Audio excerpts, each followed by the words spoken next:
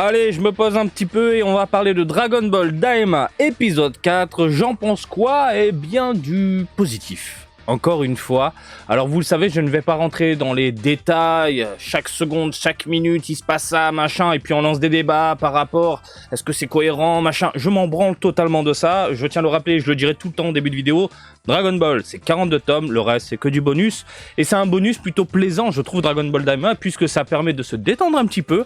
Et de suivre les aventures de Goku dans une œuvre plutôt bien réalisée. Alors qu'on s'attendait tous vraiment à quelque chose de pas terrible en soi, globalement. Et au final, grands et petits, on s'en amuse, on est d'accord.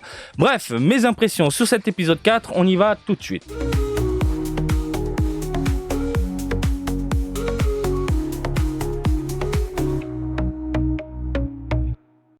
Gros plan de ma gueule! Alors, cet épisode 4, quoi dire? Eh bien, c'est un épisode, encore une fois, posé, tranquille, pas de prise de tête. Encore une fois, ça avance tranquillement, tout doucement. Et cette fois-ci, l'intrigue, elle tourne un tout petit peu vers Glorio, autour de Glorio. D'accord? Le personnage, il est toujours aussi mystérieux, je trouve. Hein. Plus on avance dans l'histoire, et plus on se pose de questions sur ce bonhomme. Oui, hein. Est-ce qu'il est gentil? Est-ce qu'il est méchant? De ce qu'on nous montre et de ce que je comprends, hein, pour le moment, c'est le genre de personnage à ne pas faire confiance. Tu vois ce que je veux dire? Donc, encore une fois, je pense qu'ils vont essayer d'amener cet aspect valeur. Regarde, il y a un personnage qui a l'air sympathique, qui t'accompagne tout le long de l'aventure, puis au bout d'un moment, il va te trahir, puis en fait, ce personnage méchant va redevenir gentil, parce qu'il va voir que tous les gentils, toute la team, en fait, ils ont des valeurs de dingue, et lui, ça va toucher son cœur, et hop, il va revenir dans le droit chemin. Vraiment, c'est un truc dans les mangas qu'on voit beaucoup pour que les enfants puissent être guidés, même à travers une BD. Voilà. Donc, le petit sourire aux lèvres, on l'a capté. Bref, on sent que le personnage, il a un truc derrière la tête. Est-ce qu'il veut les Dragon Ball pour faire un vœu bien précis? Mais je sens vraiment la trahison concernant Goku, sa bande, etc. Et puis après, le mec va faire machine arrière. Il va revenir en mode je suis gentil, je suis pas méchant. Vous inquiétez pas, les valeurs c'était fou. Voilà. J'ai de nouveau un gentil copain bleu, Gloriole. Concernant l'humour, elle est toujours présente. Hein. On a de l'humour à la Toriyama. Et les gosses adorent, je vous le dis, les gosses adorent. Et les grands, bah nous, hein, on sourit, on est bien, on est tranquille, ça nous amuse. Les décors, je les trouve plutôt plaisants. Les animations sont terribles, toujours au top, rien à dire. En 4 épisodes, pour le moment, je trouve qu'on a de la qualité. De la qualité. Et ça fait du bien. Donc si vraiment la série continue sur cette lancée à proposer une belle animation, une image impeccable, des dessins magnifiques. Même quand on a les arrière-plans, que les personnages sont tout petits, ils sont mignons. Ils ont juste 2 points pour les yeux et ça passe crème. Ça se voit certes sur la télé, mais c'est pas comme on a pu le voir dans Super et les anciennes séries où vraiment il y a des épisodes c'est de la merde totale et quand c'est éloigné ça ressemble plus à rien, le personnage a la tête déformée. Tu vois ce que je veux dire? Il y a de la qualité et vraiment ça fait du bien. En parlant d'animation, je trouve qu'il y a du lourd concernant les combats, sincèrement. On est sur des chorégraphies travaillées. Franchement, ça prend son temps. Quand ça met des patates, quand t'as Goku qui sort Nyoibo, etc. Et ça me fait penser un petit peu aux vieilles séquences de l'animé années 80. Tu vois ce que je veux dire? L'aspect kung-fu aussi qui ressort. Des mouvements fluides. Bref, c'est ultra plaisant à regarder. Je sais pas ce que t'en penses, mais de mon côté, j'ai trouvé ça très très cool. Concernant l'aspect jeu vidéo, comme je vous en avais parlé précédemment, c'est toujours là. Hein. Vous le savez, moi de mon côté, je suis journaliste dans le milieu vidéoludique. Je bouffe du jeu vidéo H24 depuis maintenant des années et des années. En dehors de mon travail, je joue depuis l'âge de 6 ans. Donc évidemment, on va dire que le jeu vidéo, ça fait partie de ma vie.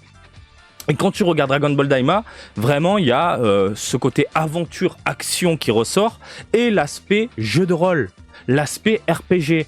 Je vous en avais parlé concernant mes impressions épisode 3, mais là ça ressort un peu plus. On est sur un épisode, comme je vous l'ai dit tout à l'heure, posé. On a le personnage qui traîne des pieds, visite un peu les lieux, et on arrive dans un endroit où on a des insectes vendus. Et ça, vous voyez, ces insectes, ça me fait penser à... Comment dire? À des items, ustensiles, objets qu'on achète dans les jeux vidéo. Donc, les insectes qui ressemblent à des bonbons, qui donnent des facultés, on est dans un RPG. Et donc ces facultés, c'est quoi? Tout ce qui est santé, endurance, défense, etc. Mais vraiment, c'est du RPG, quoi. C'est totalement le même délire. Par contre, petite mention spéciale à l'insecte qui permet de fusionner n'importe qui. En gros, tu partages, bim, fusion.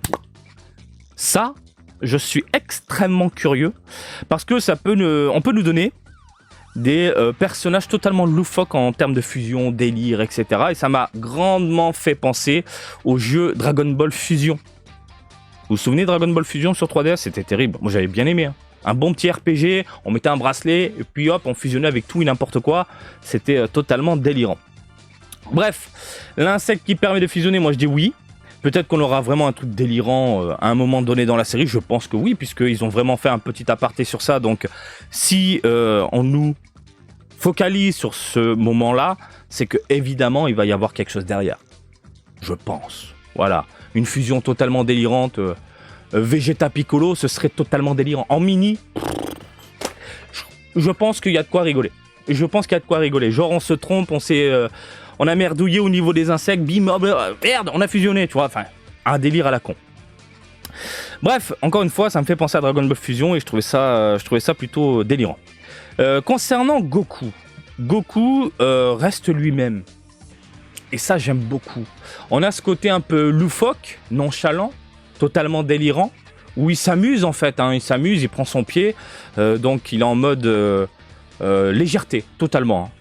En même temps, il est mini, donc enfant. Les gamins qui regardent la série peuvent s'identifier au personnage. Par contre, et vous l'avez vu également dans cet épisode, et ça j'en avais parlé dans l'épisode 3, mes impressions d'épisode 3, il a ce petit côté sérieux, et il reste sur ses gardes. Et ça j'aime bien. Certes, c'est un enfant mini, mais on a toujours cette connotation adulte, où le personnage, quoi qu'il arrive, ok, je m'amuse, je fais le con, je pars en mode délire, puis d'un coup, hop, je ressens le ki de quelqu'un, je rentre dans le tas, je trouve ça très très bien. Bref, c'est comme je l'avais dit dans l'autre vidéo, et là ça se confirme de plus en plus. J'ai ultra aimé ce type de moment. Que dire finalement de cet épisode? J'ai envie de te dire qu'on est sur un épisode qui place des pions. On place des pions, encore une fois. Évidemment, on est encore au début. Mais on nous en met plein la gueule. Les yeux pétillent. Voilà. Donc les pions pour que le spectateur assimile certaines choses, j'ai envie de te dire. On a des objets. Là, on nous fait comprendre, hop, il y a des objets, il y a des insectes, il peut se passer des trucs. On a des personnages, car oui, il y a un nouveau personnage qui débarque. On est en mode, qu'est-ce qui se passe au niveau de Glorio? On découvre un peu les paysages, etc. On place encore des pions. On découvre aussi la société, on découvre comment ça fonctionne, etc. Les gentils, les méchants, etc.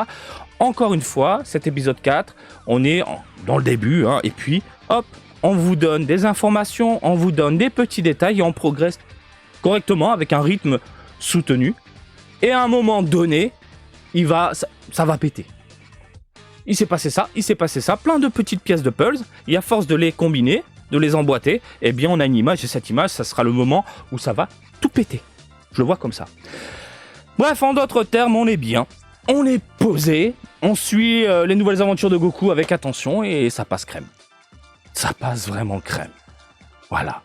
J'ai rien d'autre à dire. J'ai passé un très bon moment, surtout en famille, le samedi matin sur Prime, tranquillement. Donc c'est cool, c'est vachement cool. Et vous le savez, de mon côté, j'étais en mode réticent. J'avais peur puisque on nous a tellement donné de la merde à manger. Attention, je mets des guillemets. Hein, je parle en termes d'animation, etc. Super, il y a eu beaucoup d'épisodes où ça puait quand même la merde. Il y a aussi de beaux passages, mais globalement, c'était ça. Là, on a quelque chose de travaillé, soigné en termes d'animation, de rendu, etc. Et il y a vraiment cette combinaison adulte-enfant et bambin qui passe vraiment très bien. Et au final, je passe un excellent moment. L'aspect mini, encore une fois, me dérange. Mais plus on avance, et plus je commence à apprécier ce qui se passe à l'image. Et plus j'ai envie d'en savoir. Voilà, je vous laisse tranquille et réagir dans les commentaires. Et comme d'habitude, je vous invite à me suivre sur Twitter, Facebook, Twitch et TikTok, Marty Japan. Et je vous dis à très bientôt. Allez, salut, bisous, ciao, ciao!